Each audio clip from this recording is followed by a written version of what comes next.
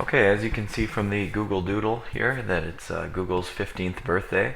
Congratulations, Google, on making it so far. Looks like your little letters are quite happy with you and adoring of your cake. Anyway, today we're going to be talking about W.8.a, which is using effective search terms. And we're going to start with a question that I had based on a magazine article that I had read about the group Imagine Dragons.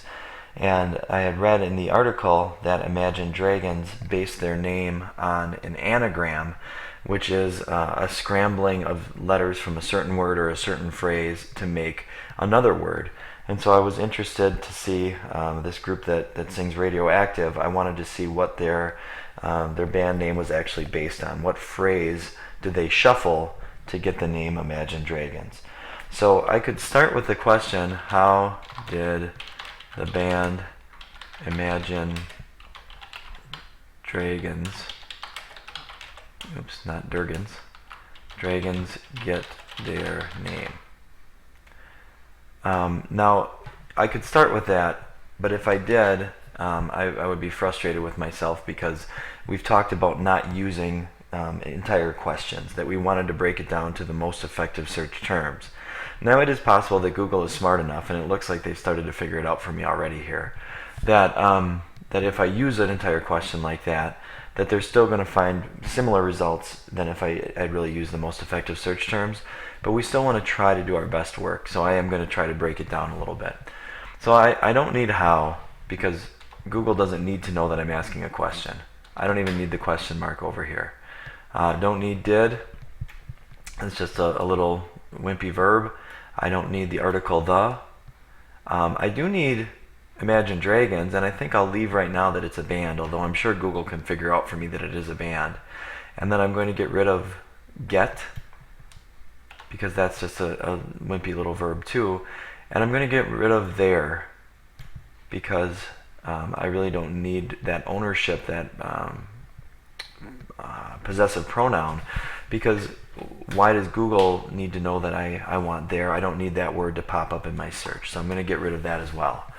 Now when I get down to band Imagine Dragons name, it starts, the first thing that it's suggesting for me is that I use Imagine Dragons band members' names, and that's not what I want. So I may need to do just a little bit of tuning here still.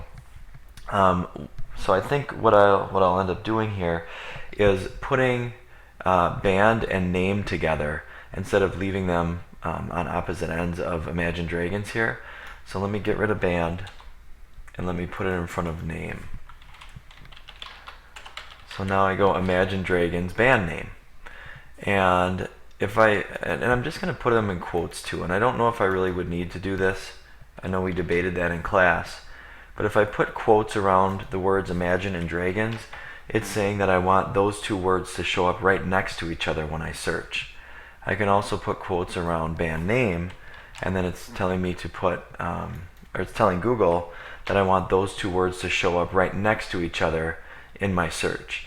So Imagine and Dragons have to show up right next to each other, band and name have to show up right next to each other. And I don't know if it's because I was practicing with this search before or if Google's really just that smart, but I noticed that they are already suggesting that word anagram for me, and I think I'm going to put that in. And again, I know that anagram is not something that people talk about every day, but that is where you shuffle the letters from one word or multiple words or a phrase, and then you rearrange the letters to make a new word or a new phrase. So if I go Imagine Dragons band name anagram, the first thing that pops up is Imagine Dragons inside the secret origins of the band name, or the band's name. Now I could look at some of the other options here, and I have pinkdivacutie.com trying to tell me, and she's the self-proclaimed fashion goddess, about how the band got their name, and I can see things from Spark Notes and from Fuse TV and Wikipedia. But I'm actually going to go to this K-Rock because I believe that is the name of a radio station, and they may have actually interviewed the band and have a more intimate knowledge of bands than Pink Diva Cutie. So that's where I'm going to go to get my information. Again, we went all the way down from how did Imagine Dragons get their name to Imagine Dragons band name anagram. If I do click on this K-Rock deal,